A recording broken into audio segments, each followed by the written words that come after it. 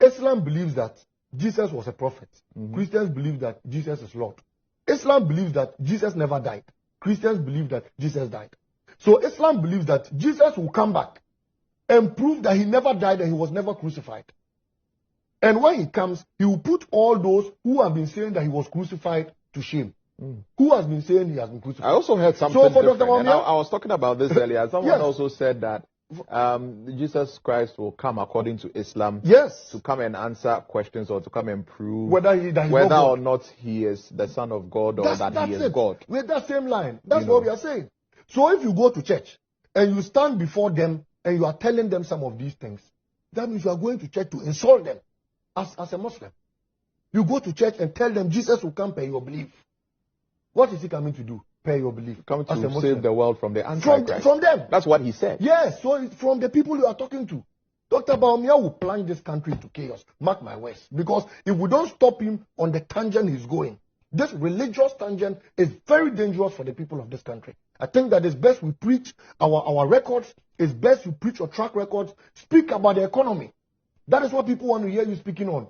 That is what brought you to power as a vice president. And not because you're a Muslim, or you're a Christian, or you're a traditionalist. Please, as a nation, we've lived 66 years in harmony.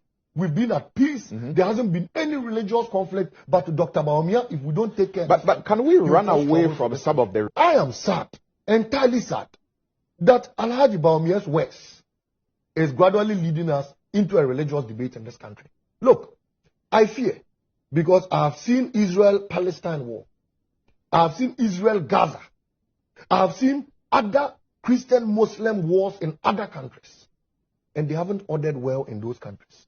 And so, I don't even want to support a debate on set about religion. As to whether somebody is a traditionalist, is a Muslim, is a Christian. I was selected because I was a traditionalist. It's neither here nor there. It's neither here nor there. And Lantam, the earlier we rise up to it, I know what I'm talking about. I'm a young man. I have many years ahead of me by the grace of God on this earth. And so long as I live, I want to be a Ghanaian forever. And I won't let Alhaji Bawuliar's words plunge this country into religious chaos. We must begin to stop him from the tangent he's going. If you go and meet people, tell them what you are going to do to change their lives. Tell them how you are going to feed them and solve their bread and butter issues. If you go to Zongos, you promised Zongos. But you said you're going to build senior high schools, model senior high schools for Zongos. You haven't done a single one. You came and told the Zongos you're going to teach the women how to prepare wache. Not a single woman has been taught how to prepare wache. You said you were going to change Nima to new Nima villas. Not a single one has been done. In fact, people like Kaya Yes, you went and promised to build a hostel for them. You deceived the people. Not a single hostel was built for them. You went to Agbogboloshi, told them you are going to build bathrooms, and that after they go to toilet, they will have to bath. You will give them 6. Not a single one has been built. And then you go back to them and tell them, I was selected because I was Muslim. Sir, you were selected because you told them you give them toilets. Go and provide those toilets. That is what we must push into. I am looking for a time to come where you people in the media will forcefully set up a platform, put a mic and put a podium right behind the economic lecture, and go to the flag towers and pull Alhaji Bawuliar to come and stand and address the nation's economic issues. And stop all these religious, all this ethnicity, and it doesn't help our society. Last time, I go to buy fuel at the filling station. Nobody asks me whether I'm a Muslim or Christian before selling fuel for me. Nobody will ask whether I'm a Northerner or a Southerner before selling fuel for me. Once I get there, I look at the rates and they sell fuel for me. That is what our focus should be. And that is our concern as a Republic of Ghana. And so, in comparing these two individuals, look, President Mahama was accepted by Zongo communities because of what he did for them. Why? Under President Mahama's regime, we used to go to Hajj at 13,000 Ghana cedis, 130 million cedis. Today, under a man who says he was selected because he was Muslim and took a Quran to the Flagstaff House, you go to Hajj at 75,000 Ghana cedis, 750 million. Why? In the whole sub-region, we have the highest. What crime have we committed? So, Alhaji Bawuliar, the Quran he took to the Flagstaff House, doesn't it tell him that what he's doing is not right for the people of this country?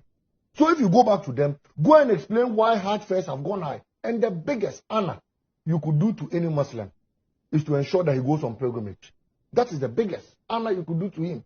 And then you increase the price this way, and people are making profits from it. Look, I listened to the then Maslog boss, who was a member of the Hajj committee when we were in government. He said at a point where they wanted to even increase the fare from 13,000 to 16,000, President Mahama said never should they touch it. And he doesn't want them to make one cedi profit from Hajj. They should reduce it to the 13,000. People were happy. People were going to Hajj. For the first time in this country, Hajj pilgrims flew from the Tamale airport straight to Mecca. It's never happened in the history of this country. Because gone are the days, the 5 northern region Muslims will come and be in Accra here. You know, you've been a reporter. People will go and be capturing them. Even where to sleep was a problem. They will pack them like sardine before they go to Hajj. President Mahama said that frustration must stop.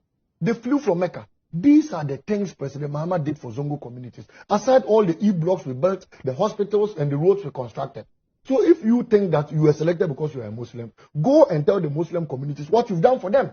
And stop that, I'm a Muslim. Look, that division must stop. If you want to be hot, be hot. If you want to be cold, be cold. You can't be a Muslim. And then 1 minute, you are dancing, accepting, in fact, literally begging Jesus Christ now to accept you as his son.